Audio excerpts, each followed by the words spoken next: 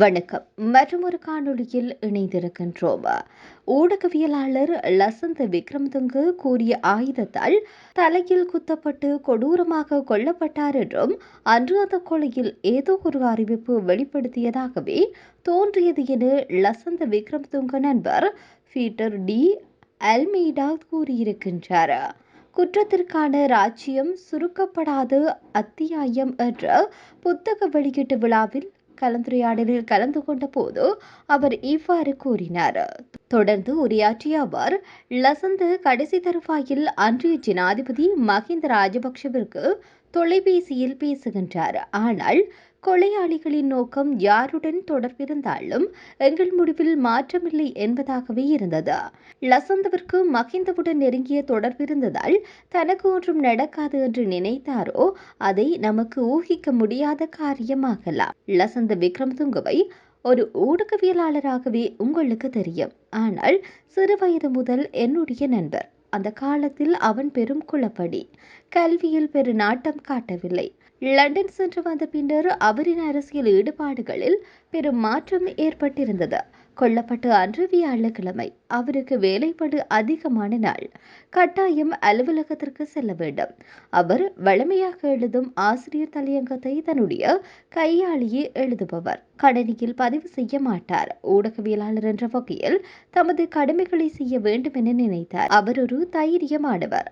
தைரியம் என்பது பயமில்லை என்பதல்ல, பயத்தை வெற்றி கொள்வதாகும் என கூறியிருக்கின்றார். இதேவேளையில் கட்நாயக்க சர்வதேச விமான நிலையத்தில் ஒழுங்கமைக்கப்பட்ட குற்ற செயல்களில் ஈடுபட்டதாக சந்தேகிக்கப்படும் ஸ்ரீதரன் நிரஞ்சனற்ற டிங்கர் என்பவர் கைது செய்யப்பட்டுள்ளார். துபாயிலிருந்து நாடு கடத்தப்பட்ட பின்னர் இலங்கை திரும்பிய போது அவர் இவ்வாறு கைது செய்யப்பட்டுள்ளார். கொழும்பு 15ஐ சேர்ந்த 36 வயதாக சந்தேக நபர் நேற்றைய தினமிரவு காவலில் எடுக்கப்பட்டு குற்றப்புலனாய்வு திணைக்களத்திடம் ஒப்படைக்கப்பட்டு பின்னர் மேலதிக விசாரணைக்காக பேலியகுடு காவல் நிலையத்திற்கு மாற்றப்பட்டுள்ளார்.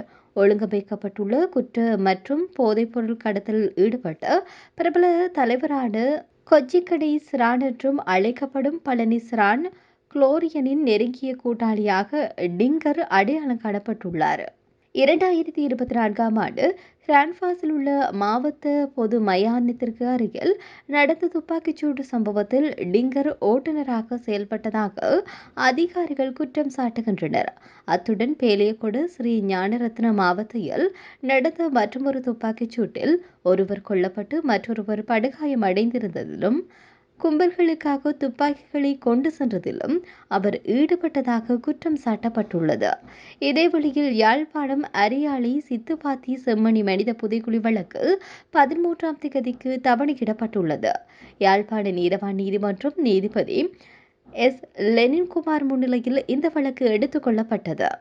இதன்போது அடுத்த கட்ட அகழ்வு பணிக்கான பாதீடு கிடைக்கப்பெறாமை காரணமாக இந்த வழக்கு எதிர்வரும் 13ஆம் தேதிக்கு நீதவான் தவணையிட்டுள்ளார். இதேவேளை செம்மணி மனித புதைக்குழி 2ஆம் கட்ட அகழ்வு பணிகளின் நிறைவில் இதுவரை 240 மனித எலும்புக்கூட்டு அடையாளம் காணப்பட்டுள்ளது. இதில் 239 எலும்புக்கூடுகள் முழுமையாக அகழ்ந்தெடுக்கப்பட்டுள்ளது. அவற்றில் சிறார்களின் எலும்புக்கூட்டு தொகுதிகளும் காணப்படுவதுடன் சிறார்களின் ஆடைகள், பொம்மைகள், காலணிகள், புத்தகைப்பை, பால் போத்தர்கள் உள்ளிட்ட பல தடிய பொருட்களும் கண்டுபிடிக்கப்பட்டுள்ளமை குறிப்பிடத்தக்கது. இதேவழியில் கரூர் துயர சம்பவத்தில் பாதிக்கப்பட்ட குடும்பத்தினருக்கு தேவையான பள்ளி, கல்லூரி செலவுகளை ஏற்கவும் எங்கள் குழுமத்தில் வேலைவாய்ப்பை வழங்கவும் ஆயுள் காப்பீடு செய்யவும் தயாராக இருப்பதாக தமிழக வெற்றி கழக உறுப்பினர் தெரிவித்தார். அவர் இந்த விடயம் தொடர்பில் வெளியிட்டுள்ள பதிவில், அன்பான வணக்கம். கரூர் துயர சம்பவம் இன்றும் என் இதயத்தை கடைந்து கொண்டே இருக்கிறது. உயிரிழந்தவர்களுக்கு ஈடாக நாம் எதையும் செய்துவிட முடியாது. ஆனால் அவர்களின் கனவுகளை நிறைவேற்ற துணை நிற்க முடியும். அந்த வகையில் பாதிக்கப்பட்ட குடும்பத்தினருக்கு தேவையான பள்ளி, கல்லூரி செலவுகளை ஏற்றுக்கொள்ளவும் எங்கள் குழுமத்தில் வேலைவாய்ப்பை வழங்கவும் ஆயுள் காப்பீடு செய்யவும் நான் தயாராக இருக்கின்றேன். காயப்பட்ட இதயங்களுக்கு களிம்பு தடவும் என்னுடைய சிறு முயற்சி இது என குறிப்பிட்டுள்ளார். இதேவேளையில் தமிழக வெற்றி கழகத்தின் சார்பில் நடத்தப்பட்டு வரும் மக்கள் சந்திப்பு நிகழ்ச்சி 2 வாரங்களுக்கு ஒத்திவைக்கப்பட்டுள்ளமையும் குறிப்பிடத்தக்கது.